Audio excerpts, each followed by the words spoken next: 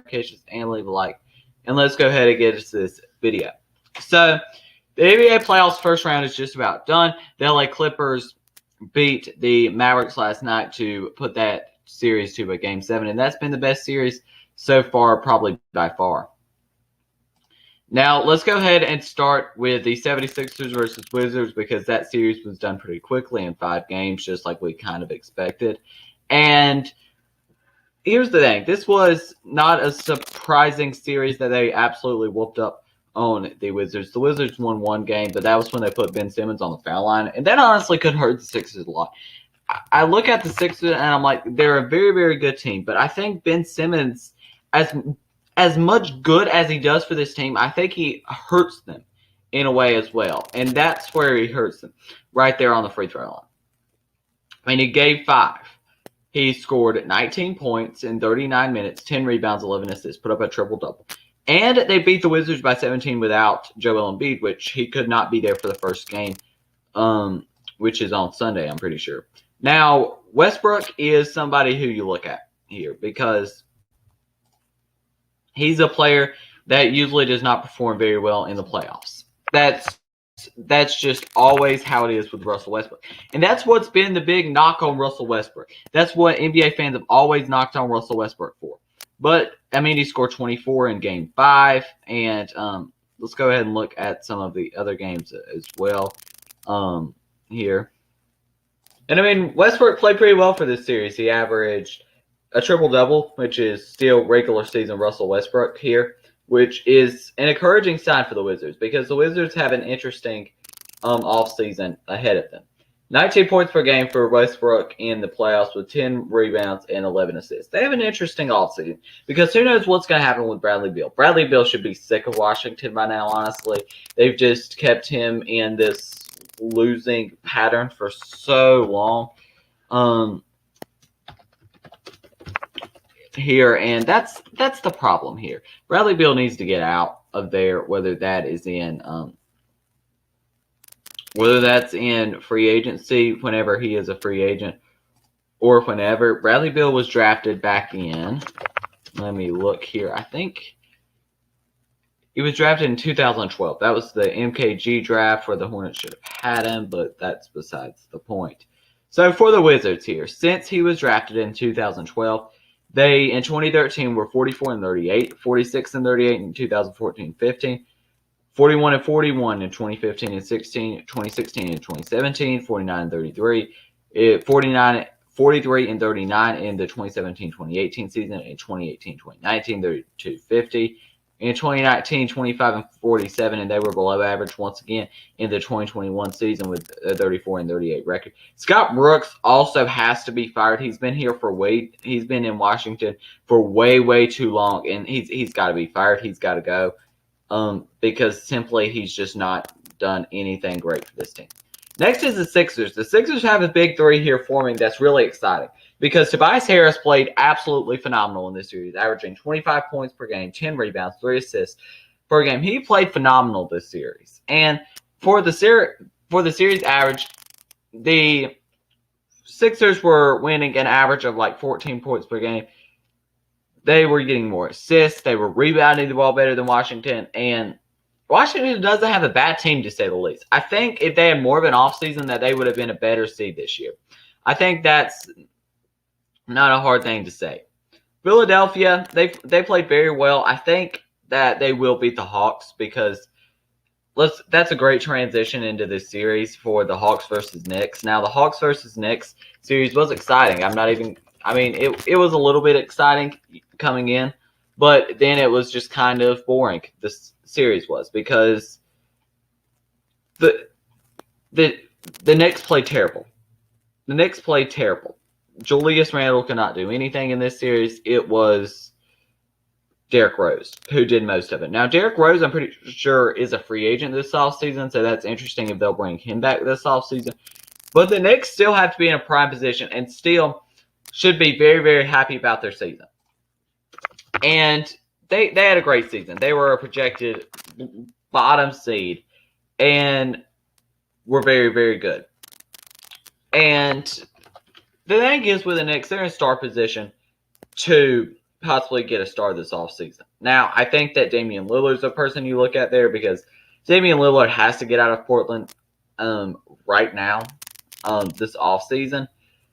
But the Hawks versus Knicks, Trae Young adapted very well to his first ever playoffs, which surprised me a bit. I didn't know what to expect from Trae Young, and he was very, very good in this series. And that's something that the Hawks fans could definitely be excited about. Now, you're going to get your butts kicked by the Sixers here. The Sixers, I think, are going to have a little tough time when they get into the conference finals because I'm already assuming they do. I don't think there's a way that they lose to the Hawks. Now, I think if they do not have Joel Embiid, it might be a little different here because I think they can still beat the Hawks without Joel Embiid. But I think that is kind of a nightmare matchup for both scenarios here. Atlanta has Clint Capella, who can definitely defend Joel Embiid. They also have, or for the Sixers, you have Ben Simmons, Joel Embiid, both good defenders. Tobias Harris is not a horrible defender either. And that's what's interesting here because Atlanta does have some decent defenders, but still, I think that they will get beat pretty handedly by the Sixers. I'll take the Sixers in 5 in this series. As good of a series as it was for the Hawks versus the Knicks, I still think they'll get their butts kicked versus the Sixers. Next, we've got to talk about the 3-6 matchup, which might be the most disappointing series, and that's the Bucks versus Heat. The Heat were the first team eliminated after just going to the NBA Finals, and you can't be more than disappointed for it because the Heat. I mean, the bubble kind of proved that the bubble just kind of did the work for them. I mean, it just kind of proved this season that the bubble was just it. Now, I know they had a shortened off season. I know that. But still, they still played pretty bad this year. And I thought they would beat the Bucks. But the Bucks are a totally different team this year. They had a Drew Holiday, Bobby Portis, some of those players over the offseason, but the main addition was Drew Holiday. And they have absolutely been so much better in those 4 games. They absolutely blew out this team that they just got beat by last year. And I think this is better Mike Budenholzer, their coach, is better. And I think it's an overall very, very good thing for them. Now, here's the thing. For the Heat this offseason, I don't know what they exactly do because for the Heat, you definitely need a point guard. You still have to bring back Duncan Robinson if you want to. It's very interesting here because you could bring back Duncan Robinson, you could not. Kawhi Leonard apparently is interested in Miami, which I understand why it would, especially if the Clippers do end up losing tomorrow. Now, if they don't, then I still doubt that Kawhi Leonard leaves. And Kawhi Leonard has to be intrigued by the Knicks too. Because if the Knicks had a superstar, they could be conference finals bound in the Eastern Conference. And one of those top 4 teams that you look at, obviously with the Nets, Bucks, and Sixers in there as well. Now, this was a blowout series. There's nothing much to talk about here. I'm not going to waste your time. So, the 2-7 matchup in the Eastern Conference was Nets Celtics. This was a blowout as well. And it's kind of was the case because the Celtics, the only game that they won was when Jason Tatum dropped 50 points. And that was kind of expected there. The Brooklyn's big 3 absolutely killed Boston. Boston's already made some moves. Danny Ainge retired. And Brad Stevens is their new president of basketball operations, which I'll be interested to see. I'll also be interested to see who's their new head coach. It looks like Jason Kidd might be the favorite right now. But the big 3 absolutely killed them. Like Kevin Durant, James Harden, Kyrie Irving killed the Celtics, who played basically no defense. Now, if Jaylen Brown was in there, I think this series could have went 6 games, but it just didn't because Jaylen Brown wasn't there because he was injured. Robert Williams, Kemba Walker were also injured as well. They had a lot of injuries in this series, but still, they're not a good team. I mean, they're not that great of a team, even with Jaylen Brown and Robert Williams. They're not that great of a team, and Kemba Walker, they're not even that great of a team themselves because they've got a lot of moves to make this offseason. Evan Fournier is going to be a free agent. Who knows what they'll do with him? Rumors have already suggested that Marcus Smart might be on his way out to Boston, which I don't think they'll get a lot for Marcus Smart, honestly. Maybe a late first-round pick. Maybe the Lakers get him, the Heat, somebody like that. He does feel like a Heat player to me. I don't know. It just something feels right about him going to the Heat. yeah, Peyton Pritchard had a pretty solid rookie season. And I think Jaylen Brown and Jason Tatum, they still should build around in Boston. I think those are the two players you should build around there. But besides that, it's kind of wide open. Kim Walker, I don't think he's tradable right now. He has too bad of a contract, and that's why it's not tradable. So I think that's very interesting what the Celtics do this offseason. They do still need a center, I think. I don't know that Robert Williams is definitely going to be that center. Now, for the Nets, they played very well. They still got killed on the offensive boards that one game, which they will be versus the Bucks. Probably get killed on the boards, which I think could definitely hurt them, and especially with the Bucks' defense of Drew Holiday, who's probably going to guard James Harden, and you've got Giannis on Kevin Durant. Like, this might be a nightmare matchup for the Nets. The Bucks have to be the nightmare matchup here because you've got all that defense with Giannis, Drew Holiday, Chris Middleton. You've just got all the defense that the Bucks have, and that could be a nightmare scenario. In the way Milwaukee's playing, I think Milwaukee wins this series. I think Milwaukee wins it in 6. This may be a little crazy, but I do think Milwaukee wins it in 6. I just do not see this team losing. And the way they're playing, Milwaukee in 6, in my opinion. And they're well-rested. A little more well-rested than Brooklyn. Next, we've got to move on to the Western Conference here. The Western Conference playoffs were very interesting. Jazz Grizzlies is the first series we'll talk about. Utah beat them pretty bad in this series, but that's what a 1 seed is supposed to do to an 8 seed. Now, for the Grizzlies, I don't know exactly what they're going to do this offseason because they do have some good players on this team, like Jonas Valanciunas, Dylan Brooks, Ja Morant, obviously, and Jaren Jackson Jr. I still think they could use like another guard, like probably. I mean, I think they should even target a guy like DeMar DeRozan. Desmond Bane's good, but still, he needs some time to develop. And I think a guy like DeMar DeRozan might be a very interesting choice for this team. Even a guy like a Bradley Beal, if he's available this offseason, I think could be very, very interesting for this Grizzlies team. The Grizzlies still played well. And for this season, I think it's a success. Like, Ja Morant improved. And Dylan Brooks is a very good player, along with Jonas Valanciunas and Jaren Jackson Jr. For the Jazz look like NBA Finals contenders, especially when Donovan Mitchell was back in Game 2 through Game 5. That was really when this team started really good. And they probably have the best bench in the league, with Jordan Clarkson, Joe Ingles, 2 Sixth Man of the Year contenders, along with like Derek Favors off the bench. And, yeah, this team has got a good big 3 as well. Mike Conley, Donovan Mitchell, and Rudy Gobert. That's a very, very good big 3 for this team. Now, the Jazz, I think it depends on who wins Clippers Mavericks here because we don't know who's going to win Clippers Mavericks yet. But I would say the Mavericks would be a very much easier opponent here because Luka's not going to be stopped. Any series Luka's in, he's not going to be stopped fully. But the Jazz aren't going to do any more of that either. But Rudy Gobert, Kristaps Porzingis, he's the tallest shooting guard ever, by the way.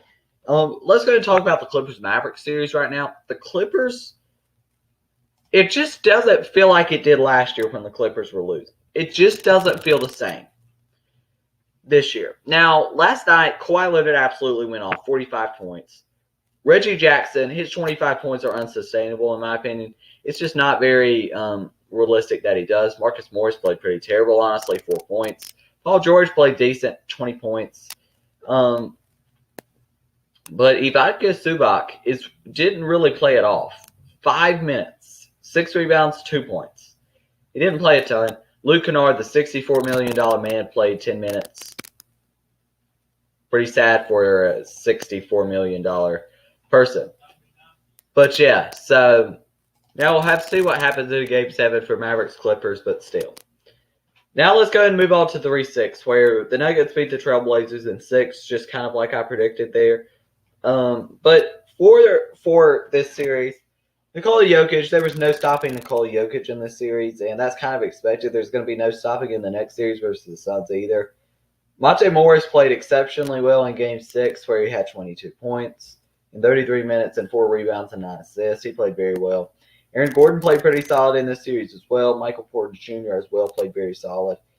And the Trailblazers have already made some moves. Today they fired Terry Stotts, and Damian Lillard is to have a major input on the next head coach.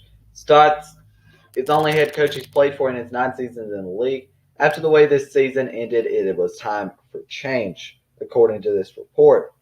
So the candidates to replace Stotts include Chauncey Billups, Jeff Van Gundy, and Mike D'Antoni. Mike D'Antoni was an assistant for the Nets this year. Jeff Van Gundy is an interesting one, but I think Chauncey Billups, especially if Damian Lillard has an input, I think that Chauncey Billups definitely is a very interesting option and probably is the favorite right now. The Trailblazers, it was the Damian Lillard show again. Damian Lillard simply just not have enough pieces around him. CJ McCollum needs to go. As good of a player as he is, he needs to go. And they need to get a good wing player back for him. And I like the idea of the Pistons possibly trading for him, especially for a guy like Jeremy Grant. I think that could be very interesting. Now, they've also got to get somebody else too, because Norman Powell, they're going to have to re-sign him for a good amount of money. I think he's going to want like $15 million a year. They also have to pay Robert Covington's contract, which is not a great contract. But he is still pretty solid. Damian Lillard, he needs somebody. He needs some help. And that starts on the defensive end as well, because there is just no defense on this Trailblazers team. Yusuf Nurkic, I know he is still recovering from that injury. But, yeah, they choked that lead, too. They were up like 20 points and choked it. Damian Lillard had 55 points in Game 4, and still they lost, which is just disappointing. I mean, like I said, there was no stopping for Jokic. He got 38, 36. It just seemed like he averaged like 30 points per game in this series, which is pretty crazy. But there's going to be no stopping for Nikola Jokic. I don't care if it's the Phoenix Suns. I don't think that there's really a team that, besides the Jazz and Rudy Gobert, that are really going to stop Jokic. Next, let's go ahead and talk about the 2-7 matchup, the Lakers and the Suns here. Because the Lakers lost in 6 games, which is not expected, but like LeBron said, they were not healthy. LeBron was not the same. I know a lot of people are going to say this is the beginning at the end for LeBron, and I think I'm kind of agreeing with that because it kind of just does seem like the beginning at the end for LeBron right now. This year was a disappointment, to say the least. And they still made the playoffs without LeBron and AD, which you've got to be pretty happy about if you're a Lakers fan, but you still can't be happy about losing in round 1. The offseason was a big bust. Montrezl Harrell was horrible in the series. Well, he didn't even play. But dude is going to get significantly overpaid this offseason, and that's not good for any team because he's not going to play in the playoffs. He's not going to be a big playoff contributor. And he's only going to play for like 2 minutes and is going to be like, oh, I'm tired. So that's not good. They should have traded for Kyle Lowry or somebody because clearly Talon Horton Tucker is just not – he's not better than Kyle Lowry. Not on any day. Schroeder was solid in this series, but also kind of bad as well. And those were supposed to be their offseason pickups. But you've got to look at Phoenix here. Phoenix played so well in this series. Jay Crowder played well in Game 6. Devin Booker played exceptional, 47 points. Chris Paul, he had an injury in this series, but he still contributed in his own ways. DeAndre Ayton did not play particularly well in Game 6, but they still won. If this is so big for Phoenix, because Phoenix, if they beat the Lakers, and I think they might be honestly the favorites right now to win the West. Because the West is honestly wide open, especially if the Clippers lose, then it's even more wide open. But the Western Conference is wide open, especially with the Lakers out. That just kind of made it wide open. Cameron Payne has been so good since joining the Phoenix Suns. And he was trash for the Bulls, but still he's been so good. And yeah, Game 4, the Suns absolutely dominated. They had six players in double digits. It just felt like a Suns series, the whole series. And for the Lakers, who knows what will be coming for them this offseason, because I think there could be some very interesting moves. What if Damian Lillard's available and they have to give up Anthony Davis? Then what they do that? I think they probably would. And that's very interesting here because it's going to be hard for them to form a big three, especially with no first-round picks. That's one. They have no first-round picks, so that's going to be exceptionally more harder for them to do anything this offseason. Now, Chris Paul actually